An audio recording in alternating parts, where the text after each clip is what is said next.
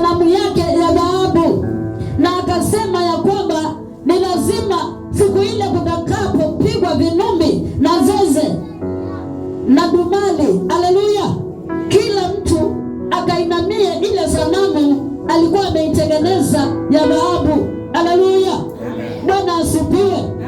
Katika mioyo ya Shadraka, Meshaki na Abednego walikuwa wameamua kutumikia Mungu wao, walikuwa wameamua kutumikia Mungu wao katika haki na kweli. Haleluya, ya kwamba hakuna kitu kingebadilisha mioyo yao kumtumikia Mungu wao. Haleluya.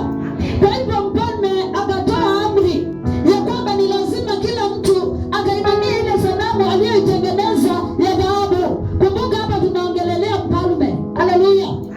Kwa hivyo huyu alikuwa mfalme, na akatoa sheria ya kwamba kila mtu lazima atainamia sanamu yake aliyoitengeneza. Haleluya, Bwana asifiwe. Na walipopiga vile vinumi zao na zeze, watu wakatoka wakaenda kuchezea ile sanamu mfalme alikuwa ametengeneza. Lakini Shadraka, Meshaki na Abednego, haleluya, wakakataa. Walikuwa wanajua Mungu wao, wakasema tunajua Mungu wetu ni mmoja, naye ni Baba yetu aliye juu mbinguni. Wakatupa mahali pale na